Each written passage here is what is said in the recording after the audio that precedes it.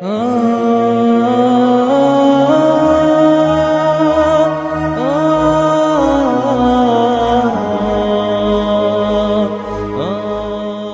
علیہ السلام کا قصہ اٹھائیے،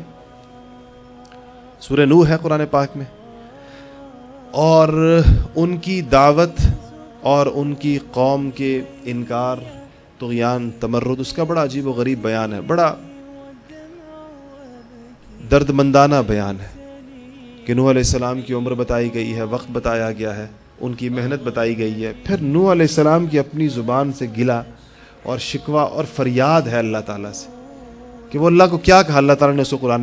میں نوح علیہ السلام کی زبان سے ہی قرآن کے اندر لائے ہیں کہ نوح علیہ السلام اللہ سے فرماتے ہیں کہ یا اللہ میں نے اس قوم کو، اپنے لوگوں کو، یا اللہ میں نے دن کو بھی پکارا، میں نے رات کو بھی پکارا، میں نے تنہا اکیلے بھی ان سے بات کی، میں نے ان کو جمع کر کے بھی ان سے بات کی، میں جتنا بھی ان سے بات کروں تو کہا یا اللہ آخر میں یہ اپنی انگلیاں اپنے کانوں میں دے دیتے ہیں اور میری بات نہیں سنتے۔ وَاسْتَكْبَرُوا اسْتِكْبَارًا، یا اللہ انتہائی کبر، انتہائی تکبر یہ لوگ میری بات کے جواب میں کرتے ہیں۔ پھر فرمایا کہ یا اللہ تیری بات جو تو نے مجھ تک پہنچائی ہے میں نے ان کو کیسے پہنچائی؟ تو اس میں یہ جہاں آخرت کی باتیں ان کو بتائیں، اللہ کی توحید کی، وہاں دیکھیں ان کو یہ بتایا فَقُلْتُ اسْتَغْفِرُوا رَبَّكُمْ، فَقُلْتُ نوح علیہ السلام فرماتے ہیں کہ میں نے ان سے یہ کہا ہے کہ تم استغفار کرو، تو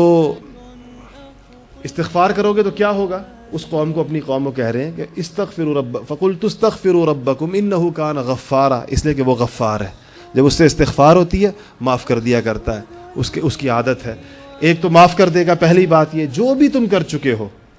اور جتنا بھی تم اپنا نامہ اعمال سیاہ کر چکے ہو اور جتنا تم مجھے جھٹلا چکے ہو اور جتنی تم مجھے تکلیف پہنچا چکے ہو اور جتنا تم گناہوں میں آگے بڑھ چکے ہو، اس کے باوجود اگر استغفار کرو گے تو انہ کان غفارا، وہ معاف کر دے گا۔ ایک تو یہ کرے گا، وَيُرْسِلُ السَّمَاءَ عَلَيْكُمْ مِدْرَارًا، اور فرمایا تمہارے اوپر آسمان کے دہانے کھول دے گا، تمہاری خشک سالی دور کر دے گا۔ دیکھیں خشک سالی کی دوری کو کس چیز کے ساتھ جوڑا ہے؟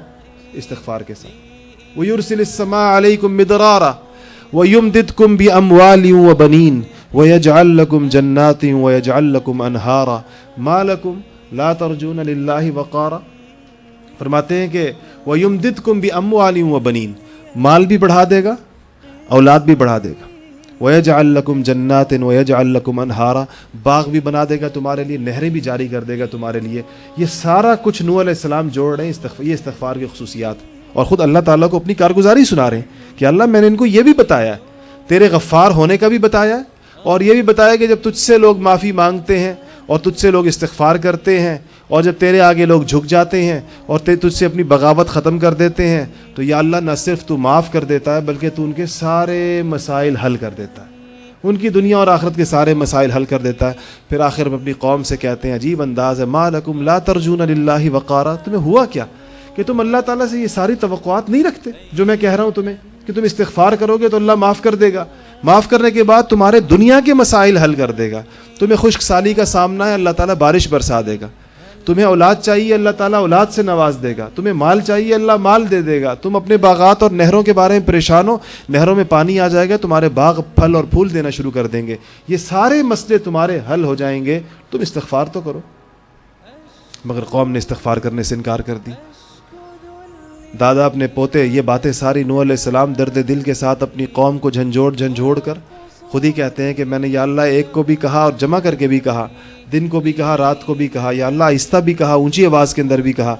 لیکن وہ پوری عمر اس آدمی کی گزر جایا کرتی تھی، ایک انسان کی، لیکن وہ نوح علیہ السلام کی دعوت پر لبیک نہیں کہتا تھا، اور جب مرنے کے قریب ہوتا تھا تو اپنے پوتے کو آخری وصیت کرتا تھا، خیال رکھنا فلانے کی بات نہ ماننا، میں نے بھی نہیں مانی، ایسا نہ ہو تم مان لو۔ اس پر بالآخر جو قدرت کی مہلت اور ڈھیل ہوتی ہے وہ ختم ہو گئی۔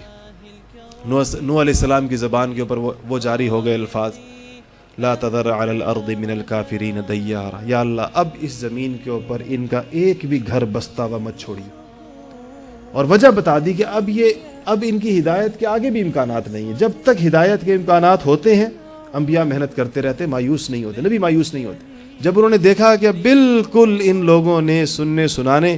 نصیحت پکڑنے کے عمل کو مکمل بند کر دیا ہے تو نوح علیہ السلام نے کہا یا اللہ اب یہ لوگ، ان کی اولادیں بھی یہ کافر جن رہے ہیں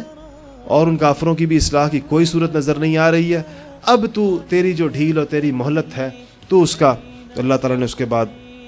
جو اس کے ساتھ قوم کے ساتھ کیا وہ آپ سارے حضرات کو آپ کو معلوم ہے۔ تو یہ جو چیزیں جہاں پر انبیاء علیہ الصلوۃ والسلام اپنی تعلیمات میں شروع سے، آپ اسی طرح سے قوم